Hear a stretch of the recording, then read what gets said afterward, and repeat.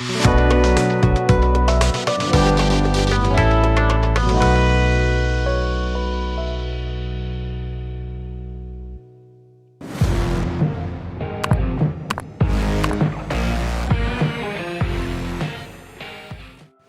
hormati Pak Kadis, Pak Kadis, Pak PA, teman-teman saudara rapat yang berbahagia.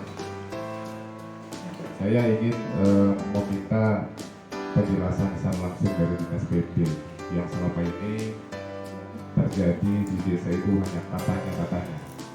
Mungkin Pak Kabit paham kondisi finansial seperti apa. Informasi yang katanya itu menjadi populer sampai ke dinas. Yang pertama tentang kriteria calon penerima BLT tahun 2021 itu kan kita pakai 14 kriteria dari Kementerian Sosial yang waktu itu ternyata tidak diakui oleh BPK. Hari ini alhamdulillah dalam peraturan bupati ada 11 kriterianya. Di pasal berapa itu ada 11 kriteria. Yang saya tanyakan, apakah dari 14 kriteria itu harus 11 atau ada kriteria minimalnya, misalnya 5, kemudian dia layak terima BLT. Nanti barangkali kita mohon diberikan penjelasan. Yang kedua, tentang dana BLT yang tidak tergunakan. Misalnya pagu BLT-nya 40% itu 200 juta, KPN-nya itu hanya 10, berarti kan hanya 36 juta. Masih ada sisa dana yang tidak digunakan. Nah ini apakah ini nanti akan kembali ke negara ataukah akan bisa dilakukan perubahan APBD? Nah yang ketiga Pak, masih menyangkut masalah BLT. Di poin ketiga itu ada penjelasan yang menyebutkan bahwa BLT bisa digunakan untuk pembelian pupuk dan seterusnya. Ini maksudnya apakah dana BLT sisanya ataukah yang seharusnya 300.000 itu diberikan kemudian diubah ke pupuk atau bagaimana Pak? Saya kira itu dari pasal 130 pasal 32. Kalau kami di Kecamatan Laya, yang 6 kriteria ini sudah tuntas sebetulnya, tapi ada pengusuran di situ. Kemarin waktu kami musembah, ada salah satu kepala desa mempertanyakan kepada kami terkait penerima BLT, apakah boleh aparat desa dengan pensiunan? Saya jawab pada saat itu, hormati bahwa kita berpatokan di 2020 dengan 2021. Tetapi dia sampaikan bahwa kami sudah konsultasi dengan DPD, aparat desa, pensiunan, DPD boleh. Saya jawab kalau boleh, masuk saya juga. Karena saya ini juga masih kos-kosan, masih juga masih tidak sama orang tua. Jadi mungkin saya minta tanggapan Pak DPD terkait masalah ini. Yang kedua terkait masalah bagaimana tanggapan Pak Kabit soal jika ada desa atau kecamatan yang mengarahkan dana desa di tahun anggaran 2022 untuk kepentingan kaji banding seperti itu. Saya sudah itu terang-terangan. Cuma ada wacana untuk menarik minat itu akan diberikan misalnya aksesoris, jadi tidak diatur di bukan tidak diatur sangat global. Ada wacana atau price sehingga teman-teman membuat perencanaan itu ada untuk beli kulkas, beli kipas angin, beli apa nih? Dan ini menurut saya tidak ada relevansinya. Ya, ini tidak ada relevansi. Tas sekolah, pulpen, buku, saya pikir ini kurang pas.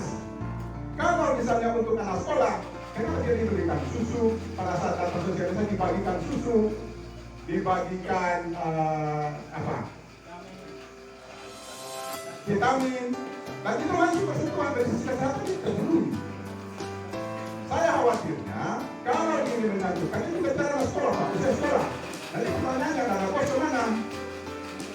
Nah ini yang kita bukan soal apanya, kita hanya implementasi itu. Ya, karena Kemenkes misalnya untuk ini, kan dinas untuk yang mana? Kan harus ada porsi-porsinya. Di penanganan COVID misalnya itu sudah ada porsi masing-masing. Bukan saya tidak sepakat, tetapi sebaiknya diberikan respon, diberikan door prize yang betul-betul yang bersentuhan langsung dengan kebutuhan anak itu. dari sisi kesehatan dan sisi kebutuhan gizinya. Kalaupun itu misalnya ini terus menjadi perdebatan, maka saya minta ada surat edaran, ya, ada surat edaran untuk memperjelas lagi pergub. Karena memang dari sisi penegasan di sosialisasi itu terkait dengan kegiatan itu belum jelas sebetulnya. Sehingga itu yang menjadi perdebatan. Nah, mungkin saran saya berarti silakan dibuatkan surat edaran untuk membentuk kegiatan itu. Kalaupun dia soal apa-apa, kan ada surat edarannya. Karena memang di peraturan 28 itu kan disarankan kita berdiskusi dengan Satgas COVID Kabupaten apa yang dibutuhkan. Kalau rekomendasinya itu, maka kita lakukan. Dan tugas kita mengawal. Ya mungkin itu, ya. Ini bisa kami sampaikan, Pak Anies. Ketika bertanya, saya mau bertegas pertanyaan dari teman-teman. Ya, mungkin yang pertama terkait dengan BLT. Saya sepakat dengan apa yang disampaikan oleh MD bahwa kalau tidak mencukupi 40%, maka akan dijadikan non BLT non BLT. Saya sepakat itu. Terus yang kedua terkait pertanyaannya Pak Hendrik, terkait penyakit menahun, saya lebih kepada warga miskin. Jadi kalau umpamanya ada warga yang mempunyai penyakit menahun, tetapi dia kaya, itu tidak wajib untuk mendapatkan BLT. Karena di situ syaratnya adalah warga miskin. Jadi kalau dia kaya tetapi mempunyai penyakit menahun, kalau saya menurut pendapat saya, dia tidak bisa mendapatkan BLT. Terus yang kedua, terkait dengan pensiunan. Kalau menurut saya, pensiunan itu bisa mendapatkan BLT. Apa bedanya dengan warga lansia? Mungkin dulunya dia seorang PNS, dia seorang TNI, atau dia seorang Polri, tetapi dia sudah pensiun. Apakah itu tidak bisa mendapatkan? Boleh. Jelas tidak yang namanya lansia. Walaupun dia sudah lansia, tetapi dulunya dia bekerja sebagai PNS, Polri atau TNI. Saya kira itu bisa. Ini menurut saya. Terus yang ketiga terkait dengan anggaran dana ketahanan pangan yang 20%. Kita jangan terjebak dengan terkait dengan pengadaan bibit. Karena berbicara ketahanan pangan bukan hanya pengadaan bibit saja, bisa dengan peningkatan jalan usaha tadi, bisa dengan peningkatan saluran tersier, bisa dengan pengadaan teknologi cepat lunak, bisa dengan gedung pembangunan gedung tanah desa. Saya kira itu bisa. Jadi jangan kita terjebak dengan terkait dengan pengadaan bibit saja. Saya kira itu. Terkait dengan dana 8%. Kalau saya sepakat dengan apa yang disampaikan Pak Ari, bahwa jangan kita berbicara masalah door price. Kalau kita berbicara masalah door price, hanya orang per orang saja yang akan mendapatkan door price itu, karena dia dapat dengan harus dengan undian. Jadi umpamanya 10 orang yang vaksin, mungkin hanya 3 orang yang dapat. Tetapi kalau kita berbicara masalah sosialisasi, siapapun yang vaksin pasti akan mendapatkan itu. Bukan bertanya, bukan menanggapi juga. Ini persepsi saya. Mungkin tadi ada semacam pertanyaan dari Pak Ari atau minta penegasan dari PND terkait surat atau edaran terkait untuk pengadaan apa tadi itu suara sekolah ya, Dopres. Tapi kita bukan hanya berbicara anak di sekolah saja ya, karena target sasaran untuk vaksinasi kalau saya melihat data untuk update di Kabupaten Selatan itu untuk warga umum itu belum bisa tervaksin semua. Jadi mungkin juga bukan hanya untuk anak sekolah terkait hadiah atau doorpress atau apa semacamnya, kalau bisa juga dianggarkan untuk umum ya. Itu yang pertama. Yang kedua terkait verifikasi ya, terkait APBDes. Ini kita berbicara teknis. Nanti di verifikasi itu apa yang dibawa atau yang disiapkan oleh desa itu sendiri. Mungkin laptopnya atau sudah print outnya atau jenis apanya. Mungkin juga itu yang perlu dipertegas. Ya, karena jangan sampai desa hanya bawa orang saja dengan bawa cerita ke sana apa yang mau diverifikasi. Ya, itu. Terus selanjutnya terkait ketahanan pangan, kami minta juga ke PMD penegasannya di parameter apa saja yang bisa untuk terkait ketahanan pangan, karena jangan sampai pemahaman di tingkat desa itu berbeda-beda ya terkait parameter ketahanan pangan di kode 4 berapa, itu tolong dipertegas apa saja yang bisa diadakan itu juga dipertegas.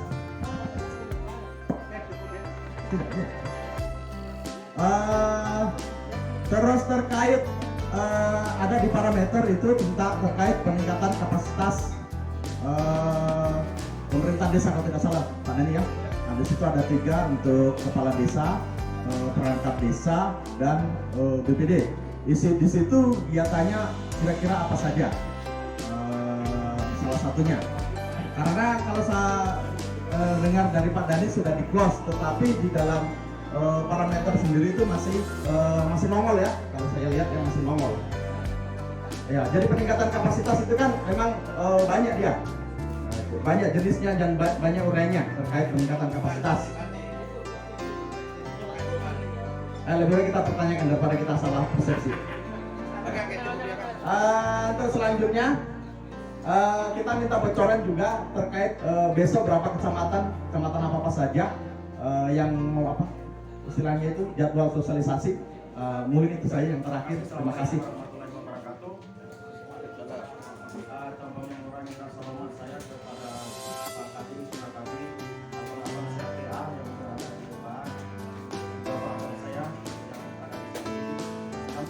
Yang saya tanyakan terkait PLT 40%. Bagaimana kemudian di pengajuan kalau kemudian PLT misalnya 20%? Ya, yang kedua mungkin kami cukup mengapresiasi kepada Pak Kadis dan juga teman-teman.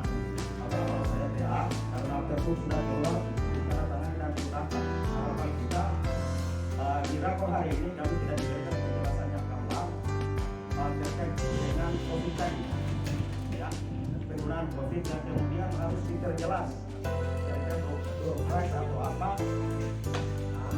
harus diperjelas. Kita di sini duduk untuk menyamakan persepsi seperti yang dijelaskan abang saya tadi di belakang TA bahwasanya itu harus kemudian kita samakan persepsi apakah itu kita berikan door price atau apa tergantung karena di Perpum itu tidak dijelaskan. Yang ketiga mungkin terkait yang COVID, dana COVID ini tadi di Perpum itu tidak ada penjelasan yang penting, ya tidak ada penjelasan yang terkait COVID. Jadi harapan kami tolong diberikan penjelasan yang detail terkait penggunaan COVID yang 8%. Itu saja mungkin. Terima kasih. Baik, ini tambahan yang saya tidak mengurangi apa yang disampaikan oleh kawan saya. Tapi terkait persoalan yang sempat disinggung tadi oleh Pak Kadis mengenai penanggulangan stunting, bahwa kan dalam syarat penerima KPM itu ada penyakit menahun, ada kriteria keluarga yang memiliki penyakit kronis atau menahun. Apakah stunting ini boleh dimasukkan sebagai syarat penerima KPM? Karena kan kita ketahui pencegahan stunting ini bukan pencegahan harian ataupun bulanan, dia sampai menahun untuk memulihkan kondisi fisiknya. Tapi menjadi pertanyaan berikutnya adalah tentu pasti yang akan diberikan bantuan ini adalah keluarganya, bukan si anak. Apakah boleh si anak ini menerima bantuan tersebut apabila keluarganya atau orang tuanya itu menerima bantuan lain.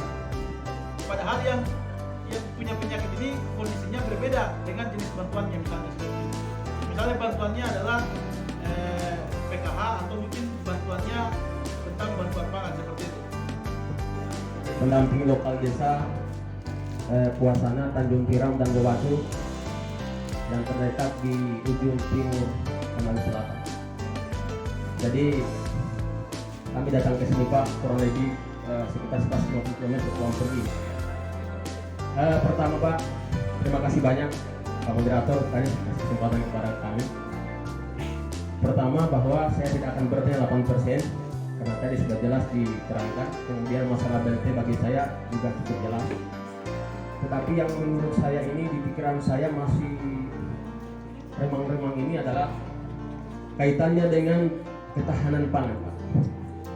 Ketahanan pangan yang 20%. Karena kalau saya baca peraturan bupati ini Pak, ini mohon maaf Pak, ini pemahaman saya, asumsi saya bisa benar bisa salah. Tapi yang saya paham ini kok seperti menyeragamkan tipologi desa.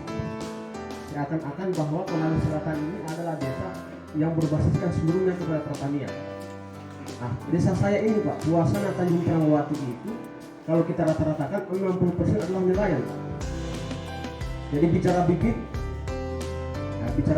kalau nelayan itu di mana mau ditanam bibitnya? Di laut kan kamu bisa tanam bibit. Jadi saya ini Pak, pikiran liar kami bisa enggak Pak itu ketahanan pangan itu? Karena pemahaman saya Pak, ketahanan pangan itu adalah sebuah sistem. Subsistemnya ada dua. Subsistem yang pertama itu bicara demand atau menghasilkan pangan itu sendiri.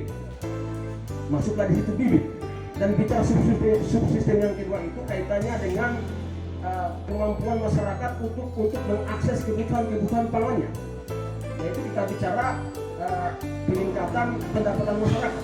Bisa nggak Pak misalkan misalkan Tanjung Tiram itu Pak bicara lahan sudah habis Pak. Di sebelah utara itu adalah kawasan yang dikuasai oleh Angkatan Laut 70 hektar di sana. Bicara di sebelah selatan itu adalah lahan DSSP yang sudah mau dialihfungsikan jadi pabrik-pabrik. Bicara di sebelah barat itu adalah kawasan hutan lindung yang dilarang untuk kita eksplorasi. Bicara, tinggal lautnya Pak. Bisa tidak sekarang Pak? Mohon maaf ini. Bisa nggak itu ketahanan pangan itu dialihkan ke laut? Misalkan kita subsidi pengadaan bensin untuk nelayan. Karena ini penting sekali Pak, supaya nelayan yang biasa main di pinggir laut itu bisa mengakses ke tempat yang jauh, bisa ke spot-spot pemancingan yang banyak ikannya. Ini jangka pendeknya Pak, langsung berefek kepada peningkatan pendapatan masyarakat supaya bisa beli beras. Ujung-ujungnya ketahanan pangan juga Pak. Itu saja saya kira. Terima kasih. Assalamualaikum warahmatullahi wabarakatuh. Selamat siang dan salam sejahtera. Langsung saja, ini cuma memberikan masukan yang kepada Dinas PPMD bahwa perlu kita melakukan evaluasi kembali terkait pengadaan bibit ini. Karena kita tahu Sekonsel ini hampir tiap tahun desa-desa itu pengadaan bibit. Nah, begitu. Dengan adanya program kebijakan oleh pemerintah daerah mensinkronisasikan terkait pemulihan ekonomi melalui ketahanan pangan maupun tanaman jangka panjang, sifatnya bisa ekspor itu sendiri. Tetapi hari ini kita lihat, kemarin kita dengar ada kelapa, kopi, apa semua itu hampir tidak ada desa. Tapi yang menjadi permasalahan di sini, desa itu hampir tidak ada indikator data yang dijadikan acuan pengadaan bibit-bibit itu sendiri. Gitu. Maksud saya bahwa tolong mungkin di DPMD dalam melakukan verifikasi setiap APBD atau pengajuan, kita meminta mereka database terkait calon petani dan calon lahannya. Itu dasar indikatornya. Karena hari ini banyak bibit-bibit itu ada di belakang rumah itu sendiri. Kami secara pribadi pendamping desa sangat inginkan namanya itu bibit. Untuk kenapa? Kalau bibit yang ditanam bisa berkelanjutan itu sendiri, bisa menyekolahkan anak-anak mereka ketika dia sudah produktif itu sendiri. Kami sangat sepakat seperti itu. Hanya permasalahannya kalau bibit itu sampai kita di PMD itu memang benar seperti itu.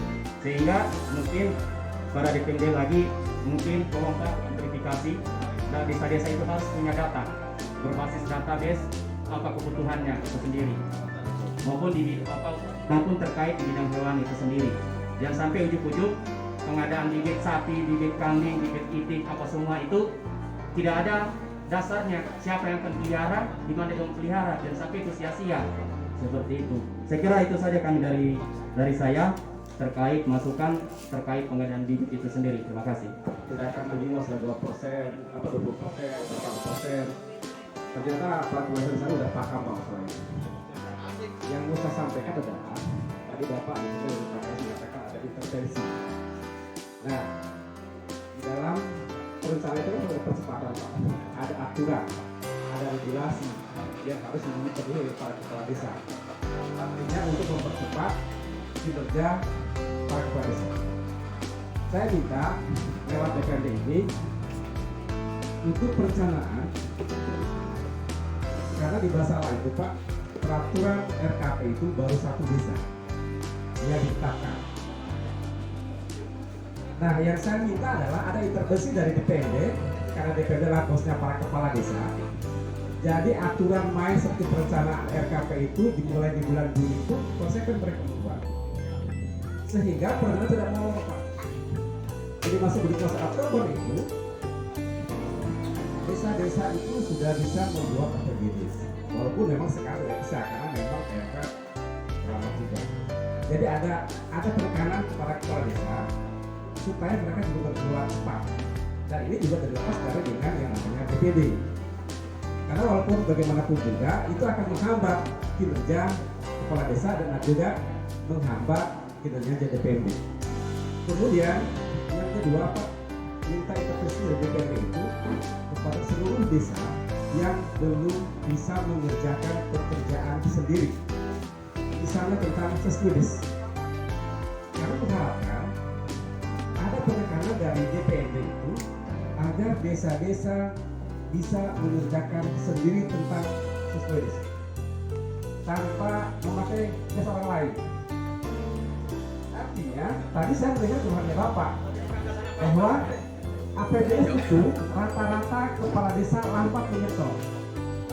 Bismillahirrahmanirrahim. Assalamualaikum warahmatullahi wabarakatuh.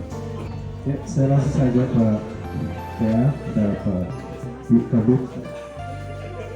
Pertama, karena ini waktunya semakin panjang, maka niat kami dari masing-masing tempat tugas ini ketika hadir di tempat ini dapat mendapatkan suatu pemahaman yang betul, yang itulah akan menjadi dasar kita dalam hal pendampingan di lapangan. Tentu kami paham bahwa kinerja kami dengan pemerintah daerah dalam hal ini sama-sama instrumen negara dalam hal untuk mensukseskan daripada program nasional pemerintah. Yang pertama, kalau kita berbicara masalah BLT tadi ini adalah program nasional, mungkin kira-kira seperti itu, yang hari ini memang itu menjadi prioritas. Yang berikutnya, tadi yang dibahas tentang bagaimana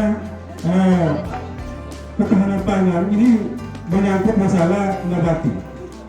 Ini kan ada beberapa desa berkenaan kalau tadi yang disampaikan spesifik untuk wilayah tugas kita tentang pengadaan benih ikan. Ini tolong karena ini juga menyangkut masalah HPS yang akan menjadi tolak ukur dalam hal pengadaan bibit ini. Karena saya melihat itu ada beberapa desa yang pengadaan ini mereka lebih kepada bagaimana pengadaan ini bisa diadakan di masing-masing warga. Jadi ini bisa kita serius melihat daripada pengalokasian ini. Saya kira itu yang dapat kami sampaikan. Tadi ini kami sudah sampaikan bahwa menyangkut ketahanan pangan ini, tolong kita serius untuk melihat daripada ketersediaan lahan dan prospek jauh ke depan, kira-kira seperti apa yang pas untuk dikembangkan oleh masyarakat. Jangan sampai hanya sekedar melakukan kewajiban, karena itu hanya membasirkan tanah-tanah negara yang masuk di desa itu sendiri. Saya kira itu yang saya sampaikan. Mudah-mudahan bisa ada tanggapan yang dari mereka.